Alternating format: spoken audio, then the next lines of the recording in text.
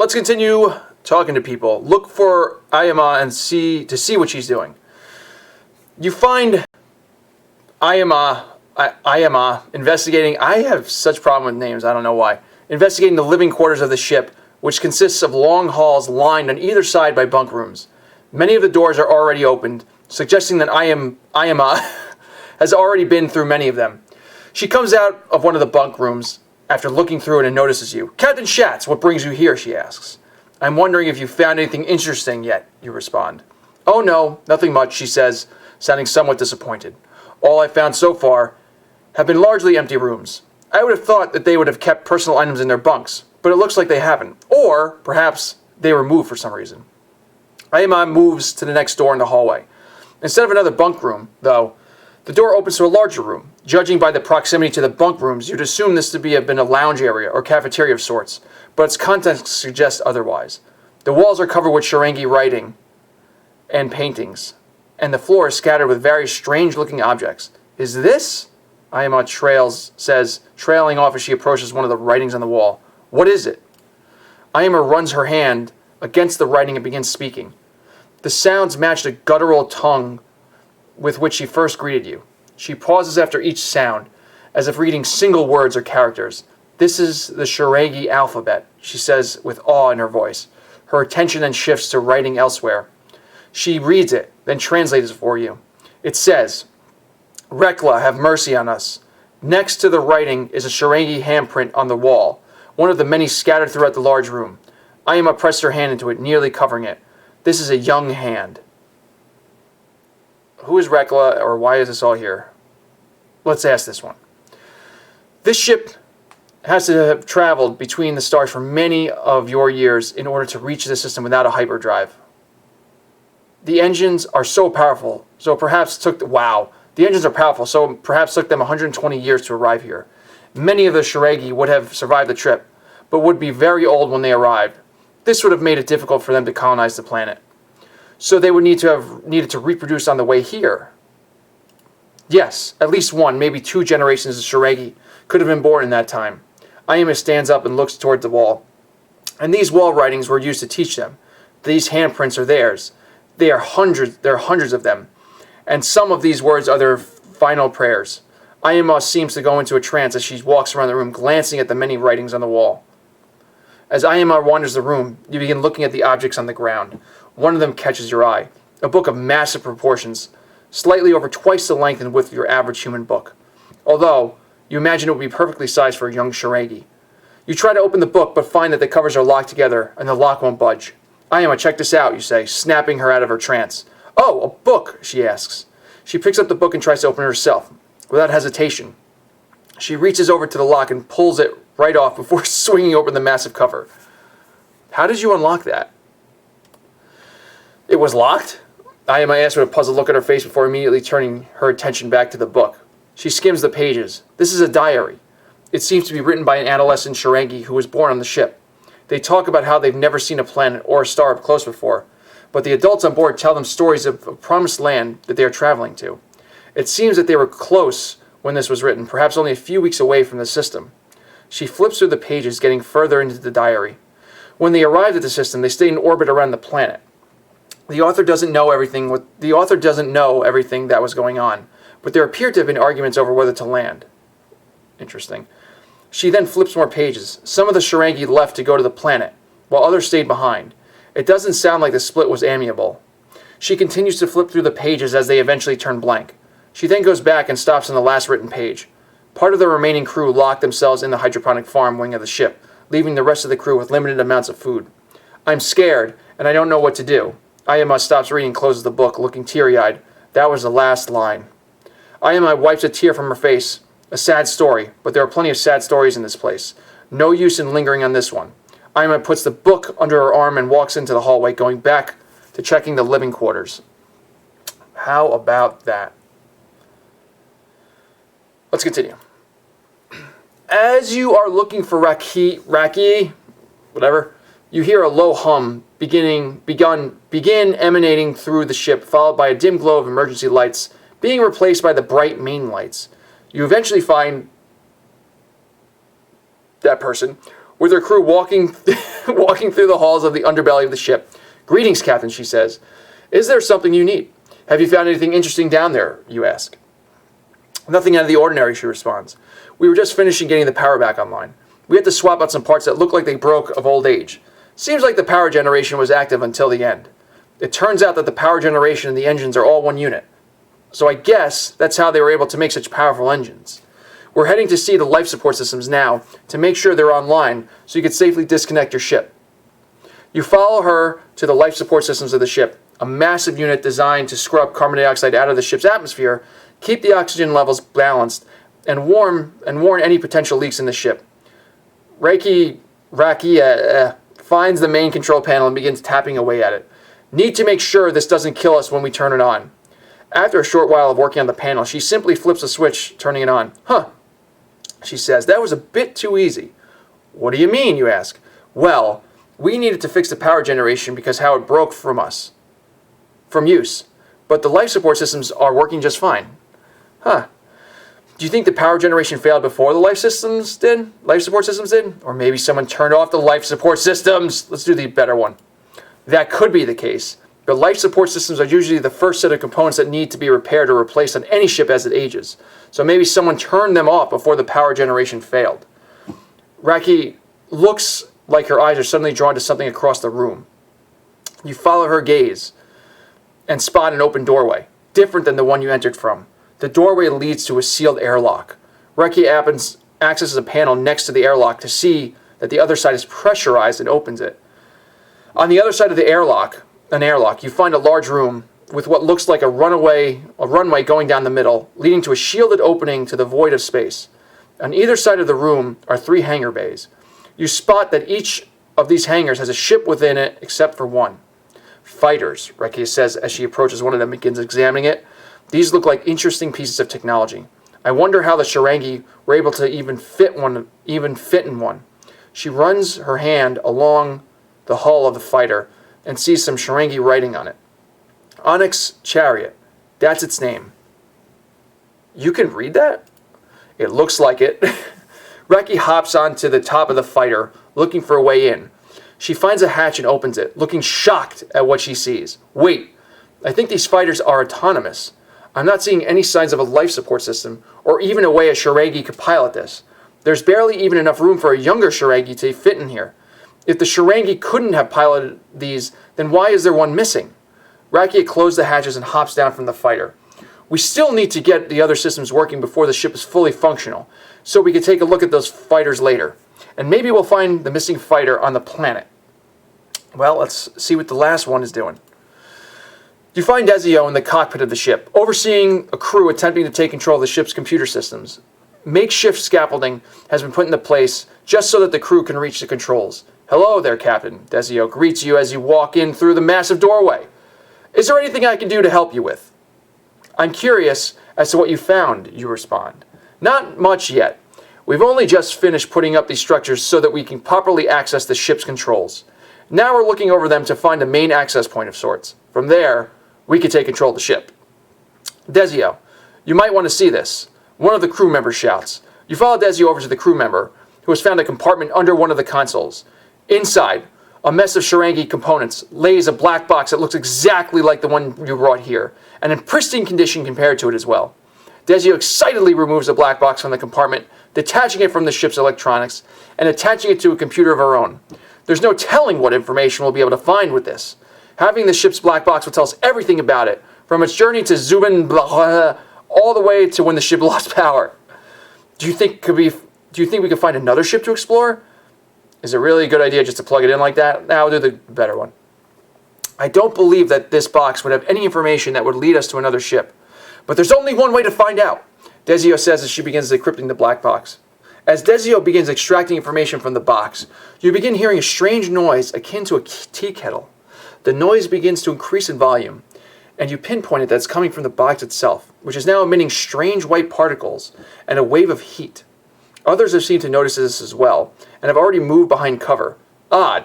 Never seen that happen before, Desio says.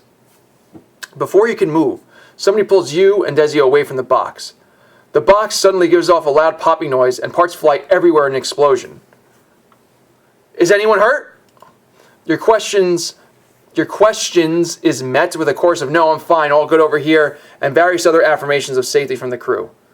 Everyone comes out from behind their cover to look at the aftermath. Luckily, no one seems to have been hurt. Dezio walks over to the large scorch mark on the floor left behind by the explosion.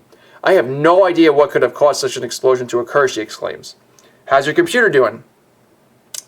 Dezio finds the computer on the other side of the room with a severely cracked screen but somehow still functional. "Sturdy piece of hardware, isn't it?" She jokes. She begins tapping away at the keys as she squints at the screen. "I could still make out some of what I was able to pull from the cube. It looks like the cube had some information on a weapon, some sort of chemical weapon. It seems to include mentions of coordinates, but that's all I was able to get. Whatever coordinates they were are lost to time." Now that's unfortunate. We could add chemical weapons. The crew are still standing around the shock as Dezio fiddles with her damaged computer. She looks up to see everyone staring at her. "Well, let's get back to work. We're not going to make any progress standing around." So interesting. So it potentially seems like the Sharangi got killed by chemical weapons. At least that's what this lore is implying. Now let's wait till this ship is operational. You returned your ship, and after a few hours, Foster contacts you, saying the ship is in operational condition. It'll need to be landed on the planet in the system so the jump drive can be installed, though. Great. Oh, look at that.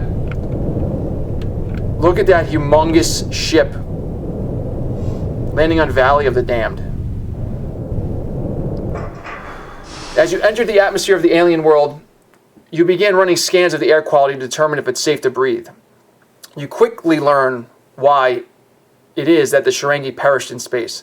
The atmosphere has a high concentration of chlorine gas, fatal to all living creatures aside from those that seem to have miraculously evolved here.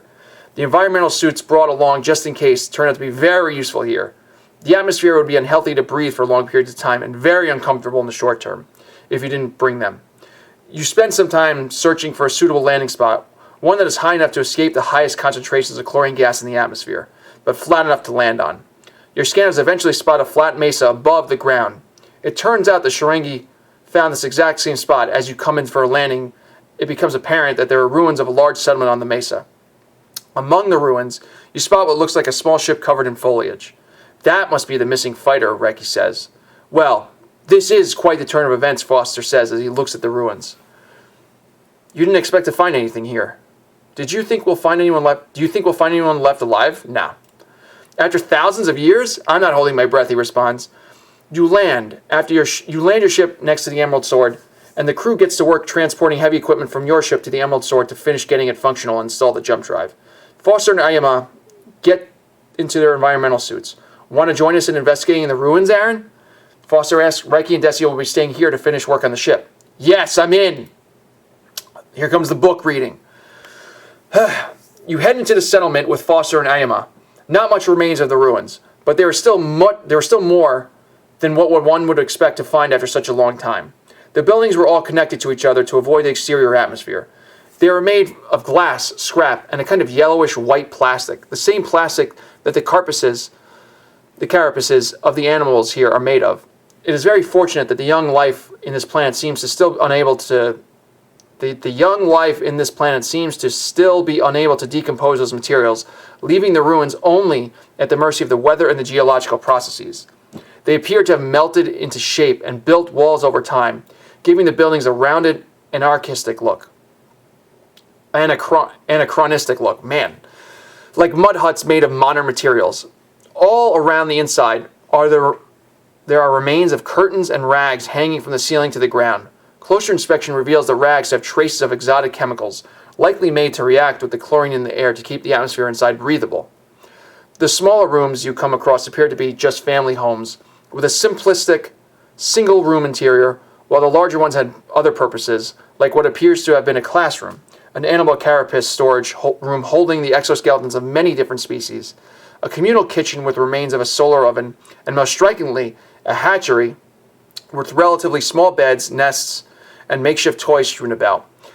Most of the rooms are littered with skeletons and remains, from the largest hunter-gatherers to the smallest young ones, a grim scene suggesting that some unknown catastrophe ended their lives all at once. Even then, the Sharangi on the surface apparently survived for much longer than the ones on the Emerald Sword. perhaps for many generations.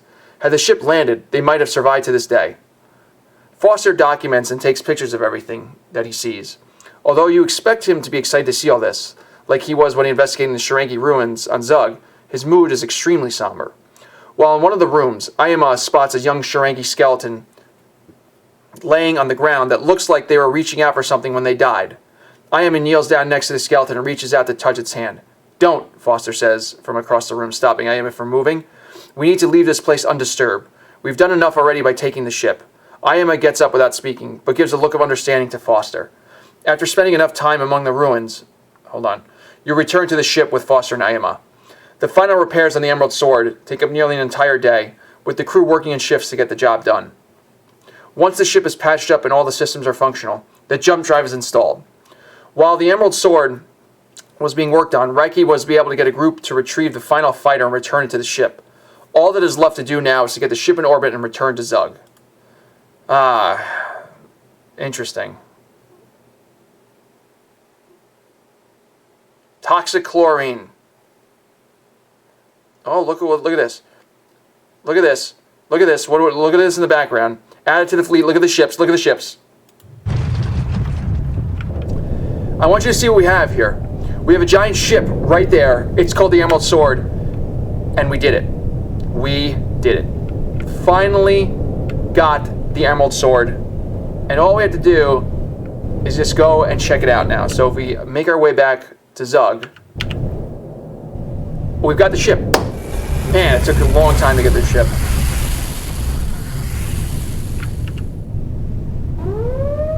Watch, it dies immediately.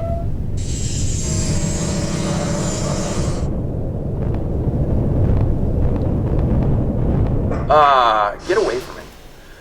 Your exotic new ship draws a lot of attention from the dock workers, partly because it's unique and never before seen. My ship was probably never before seen, but probably even more so due to the unprecedentedly large cannon.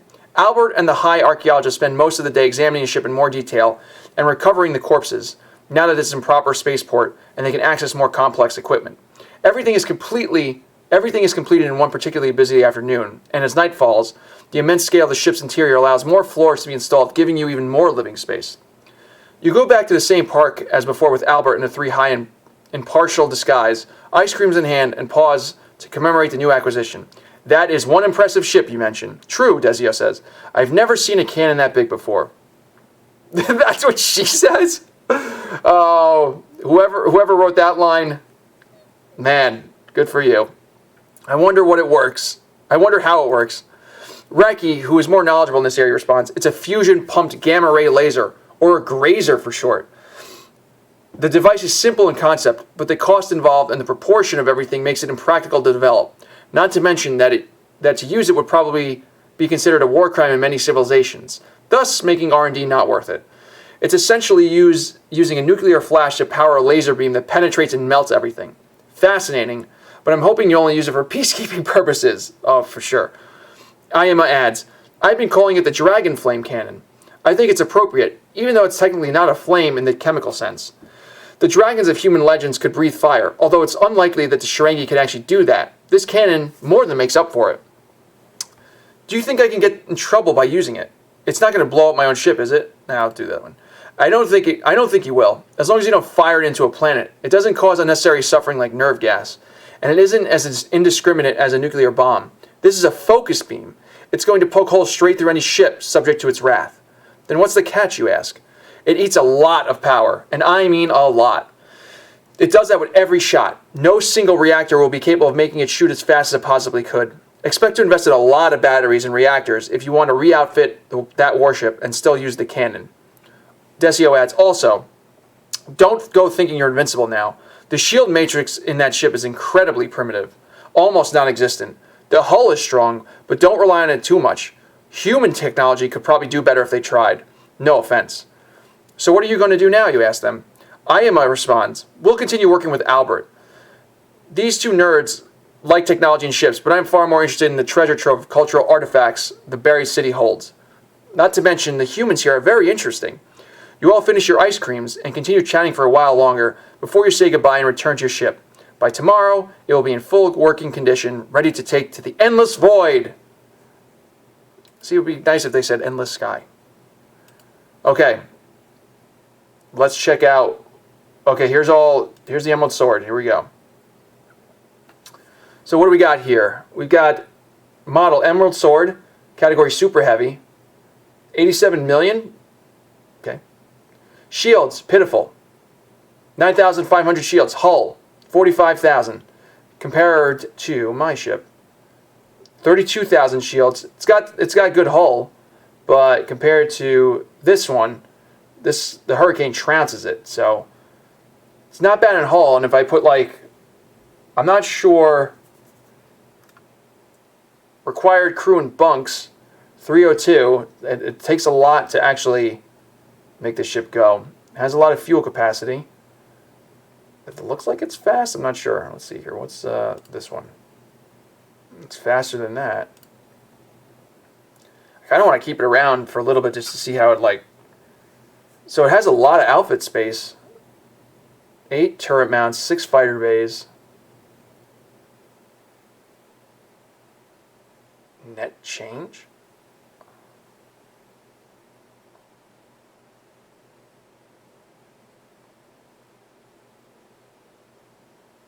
Oh, okay. This is added too. I didn't see this before. All right, let's see what we've got here in the. Wait, what are these things?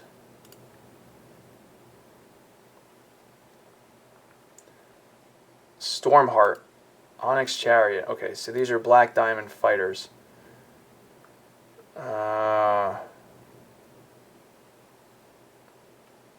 Shield and hull, sure. Electronic warfare system. Shard fabricator. All right, let's see what we got here. Oh, here we go. Let's see here. Heavy ion cyclotron. The main weapon of the Shiragi fighters is a particle accelerator not unlike the ones used by the Republic, Navy, and the Syndicate. However, this one produces a dense stream of heavy metal ions instead of bursts of lighter ones, resulting in high damage with intense recoil. Because the particle accelerator itself can be mounted elsewhere, it saves on weapon space. Okay. So it doesn't look like it's...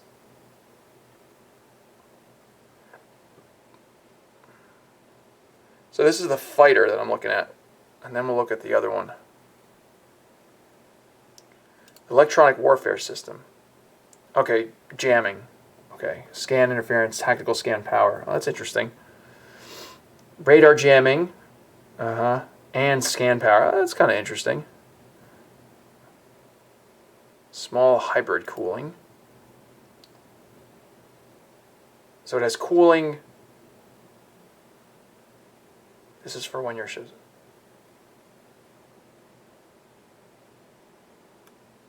Active cooling. Okay. This item is unique. Small EM battery. This small superconductive inductor stores just enough power to keep the fighter running, and electromagnetic field generators helps maintain the shield matrix. Okay, so this does shield and energy storage. Let's see the thrusters on this weird thing. Fusion drive. A much smaller cushion than a fusion drive. Oh, you know what? I wonder... Alright, now let's see the big boy. Let's see what we got up here. Nothing there. Here we go. What's the anti-missile like? 35. Anti-missile. 200 anti-missile. Wow. 200 anti-missile. That's pretty damn good.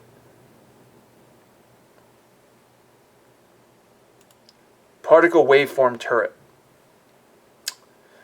This ancient Shiragi turret accelerates a dense packet of electrons that, while very ineffective any kind of shielding, has a very long range and disrupts electrical systems. By the nature of these weapons, one can deduce that their tactics likely involve using a Dragonflame cannon at long range to break the enemy shields and finish them off at relatively close range with particle waveform turrets. Let's see here. Ion, heat. So it's got heat and ion and scrambling. So this weapon's kind of interesting. There's only 6 of them. Dragon Flame Cannon. Here we go. The ancient Serengi superweapon is simple in concept, but the cost involved in developing something like it is exorbitant. Oh my god, you know what I'm saying. It's hard to envision what could have motivated the creation of such a thing. It uses an obscene amount of energy to trigger an extremely powerful thermonuclear reaction, directing most of the energy from the resulting explosion forwards in a devastatingly powerful beam of gamma radiation. 10 required crude for this thing. Let's see here. Piercing, 40%. Wow. Long range. Wow. Like, tons of damage. Where's the energy? Fuel consumed. Wow, lot of energy. I actually think that this is probably doable. Damn, this is a good... Well, the problem is it's like a glass cannon ship. Probably not worth keeping. I mean, probably not worth, like, I'm going to install this. Just in case I take it with me. Large EM battery, yeah. So there's probably things... Fusion drive. Wow, a lot of output space needed, but not much engine capacity. Jump speed. Maximum velocity the ship can jump at? That's interesting. All these, like, new things allows you to make hyper jumps. Okay. Oh, so instead of, like, a hyperdrive. So this is very interesting. Very interesting indeed. Well, all I could say is we did it. We got the Emerald Sword. It took a long time, but it was worth it. Now we've got a new unique ship. I mean, that's it. We've done it, right? I mean, this is good stuff. I am very curious to hear what everyone thinks of this. So we've got the ship. It's safely stored right here. We're probably going to check it out. Maybe do some combat. We'll see. I don't know, because it is the type of ship that seems to be very very fragile. Again, glass cannon. That's the best way I can describe it. And you probably know exactly what I mean. So I would love to hear from you. Leave me some feedback. Thanks for watching, everybody. We'll see you in the next one.